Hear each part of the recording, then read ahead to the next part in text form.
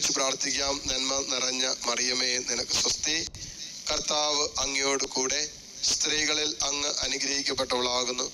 അങ്ങയുടെ ഉദരത്തിന്റെ ഫലമായി ഈശോ അനുഗ്രഹിക്കപ്പെട്ടവനാകുന്നു. പരിശുദ്ധ മറിയമേ, തമ്പുരാന്റെ അമ്മേ, പാപികളായ ഞങ്ങൾക്ക് വേണ്ടി ഇപ്പോഴും ഞങ്ങളുടെ മരണസമയത്തും തമ്പുരാനോട് അപേക്ഷിച്ചു കൊള്ളണമേ.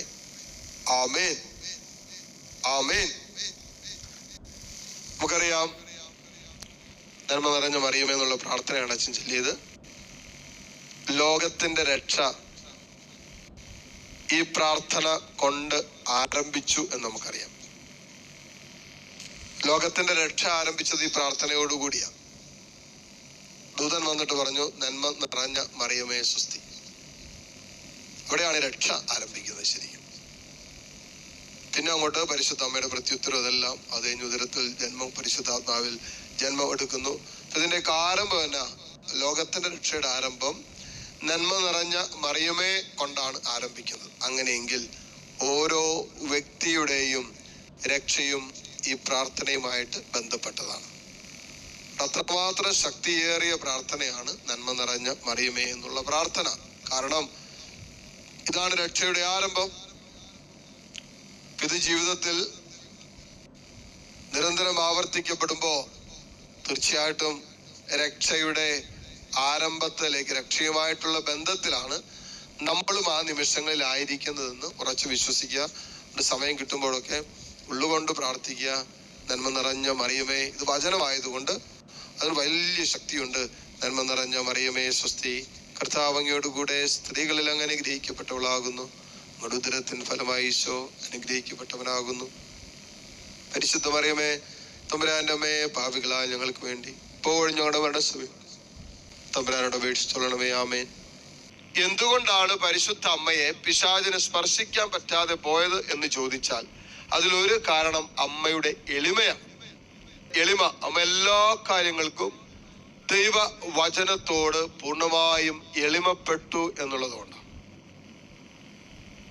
കാരണം നമ്മൾ എത്രമാത്രം എളിമപ്പെടുന്നുവോ, എത്രമാത്രം ശൂന്യവൽക്കരിക്കുന്നുവോ, എത്രമാത്രം നമ്മളെ തന്നെ എംപ്റ്റി ചെയ്യുന്നുവോ, നമ്മുടെ ഈഗോയെ എത്രമാത്രം നമ്മൾ മാറ്റാൻ ഉദ്ദേശിക്കുന്നുവോ, ലക്ഷ്യം, അതിനനുസരിച്ച് ദൈവത്തിന്റെ സാന്നിധ്യവും സ്നേഹവും നമ്മളിൽ വളരും.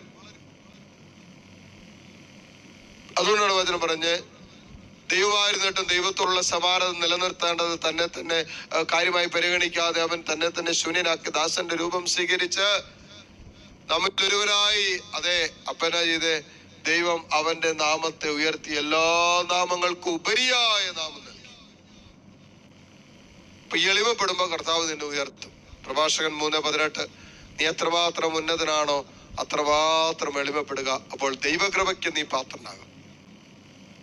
അപ്പൊ പരിശുദ്ധ അമ്മ ദൈവത്തിന്റെ കൃപയിൽ പൂർണ്ണമായി നിറഞ്ഞു നിന്നു എന്നുള്ള ഒറ്റ കാരണം കൊണ്ട് നമ്മൾ മനസ്സിലാക്കണം, അമ്മ എളിമപ്പെടാവുന്നതിന്റെ അങ്ങേയറ്റം എളിമപ്പെട്ടിട്ടുണ്ട്. ഒരു പ്രാർത്ഥനാ ജീവിതം ഇല്ലെങ്കിൽ എങ്ങനെ കൃപയിൽ നിറവുണ്ടാകുന്നേ? എങ്ങനെ കൃപയുടെ നിറവുണ്ടാകുന്നേ? പറ. പ്രാർത്ഥനാ ജീവിതം ഇല്ലാത്ത ഒരാൾക്ക് കൃപയൊക്കെ വറ്റി വരണ്ട് ഡ്രൈ ആയിട്ട് മാറില്ലേ? അമ്മയിൽ കൃപ നിറഞ്ഞു. കാരണം എന്താ? അമ്മ പ്രാർത്ഥിക്കുന്ന സ്ത്രീ ആയിരുന്നു. അമ്മ നിരന്തരം ദൈവത്തിന്റെ സന്നിധിയിലിരുന്ന് ആലോചന എടുത്തവള്, അമ്മ നിരന്തരം ദൈവത്തോട് സംസാരിച്ചവള്, അമ്മ നിരന്തരം ദൈവത്തിന്റെ സ്വരം കേട്ടവള്, അമ്മ നിരന്തരം പ്രാർത്ഥിച്ചുകൊണ്ടിരുന്നത് കൊണ്ടല്ലേ ദൈവത്തിന്റെ സ്വരം കേൾക്കാൻ പറ്റിയതും. അതുകൊണ്ടല്ലേ അവളെപ്പോഴും കൃപയിൽ ജീവിച്ചത്. പാപമില്ലെന്നേ. കൃപയിൽ ജീവിക്കാൻ പ്രാർത്ഥനയിൽ ഒരു നിലനിൽപ്പ് നമുക്കുണ്ടാകണം. ഇന്ന് പ്രാർത്ഥിച്ചു, നാളെ പ്രാർത്ഥിക്കാതിരുന്നു, മറ്റന്നാൾ പ്രാർത്ഥിച്ചു, നോ. എല്ലാ ദിവസവും നിരന്തരം പ്രാർത്ഥിക്കുന്ന ഒരു പ്രാർത്ഥനയുടെ ഒരു ശൈലി നമ്മൾ രൂപപ്പെടുത്തണം.